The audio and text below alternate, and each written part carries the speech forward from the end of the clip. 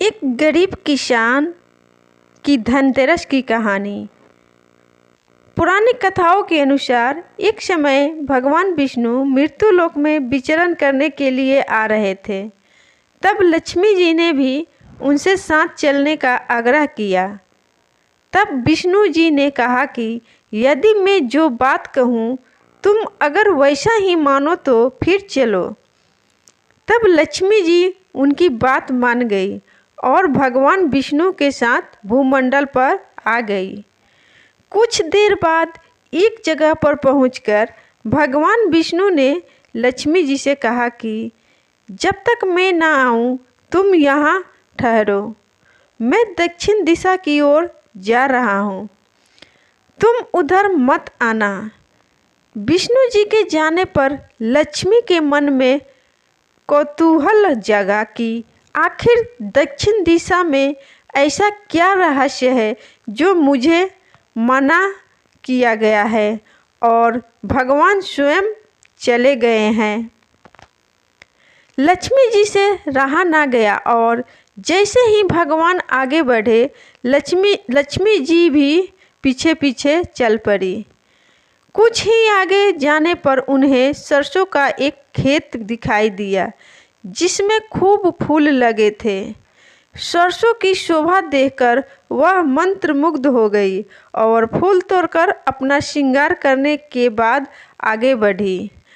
आगे जाने पर एक गन्ने के खेत से लक्ष्मी जी गन्ने तोड़कर रस चूसने लगी। उसी क्षण विष्णु जी आए और यह देख लक्ष्मी जी पर नाराज होकर उन्हें श्राप दे दिया कि मैंने तुम्हें इधर आने को मना किया था पर तुम ना मानी और किसान की चोरी का अपराध कर बैठी। अब तुम इस अपराध के जुर्म में इस किसान की 12 वर्ष तक सेवा करो। ऐसा कहकर भगवान उन्हें छोड़कर क्षीर सागर चले गए। तब लक्ष्मी जी उस गरीब किसान के घर रहने लगी। एक दिन लक्ष्मी जी ने उस किसान की पत्नी से कहा कि तुम स्नान कर पहले मेरी बनाई गई इस देवी लक्ष्मी का पूजन करो, फिर रसोई बनाना, तब तुम जो मांगोगी वो मिलेगा। किसान की पत्नी ने ऐसा ही किया। पूजा के प्रभाव और लक्ष्मी की कृपा से किसान का घर दूसरे ही दिन अन्न धन रत्न स्वर्ण आदि से भर गया। लक्ष्मी ने किसान को धन धान्य से पूर्ण कर दिया। किसान के 12 वर्ष बड़े आनंद से कट गए। फिर 12 वर्ष के बाद लक्ष्मी जी जाने के लिए तैयार हुई। विष्णु जी लक्ष्मी जी को लेने आए तो किसान ने उन्हें भेजने से इनकार कर दिया। तब भगवान ने किसान से कहा कि इन्हें कौन जाने देता है, यह तो चंचला है, कहीं नहीं ठहरती, इनको बड़े बड़े नहीं रोक सके। इनको मेरा श्राप था, इसलिए 12 वर्ष से तुम्हारी सेवा कर रही थी। तुम्हारी 12 वर्ष सेवा का समय पूरा हो चुका है।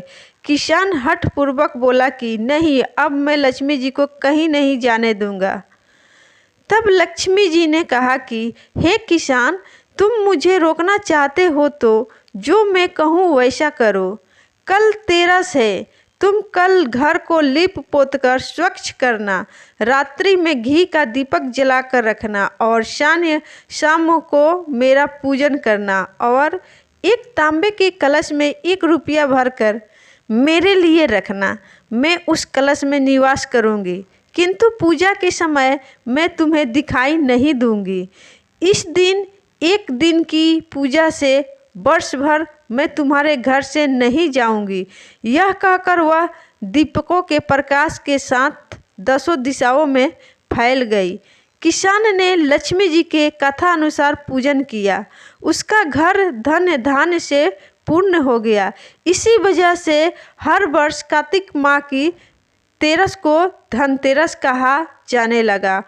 इसलिए इस दिन सभी लोग अपने घर के लिए कोई ना कोई सामान जरूर खरीदते हैं, जैसे कोई बर्तन हो या सोना चांदी हो या फिर चांदी के गणेश लक्ष्मी जी या फिर धातु से बने कोई सामग्री या फिर घर में नया झाड़ू।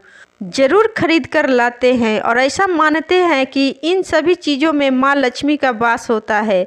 इसलिए किसी ना किसी रूप में माँ लक्ष्मी को अपने घर लाते हैं और माँ लक्ष्मी की पूजा करते हैं और ये भी बोलते हैं कि हे लक्ष्मी माता, हे विष्णु जी, जैसे उस किसान के घर को धन्य धान्य से भर दिया, वैसे ही हमारे घर पे भी अपना आशीर्वाद बनाए रखना और घर को धन्य धान्य से भर देना।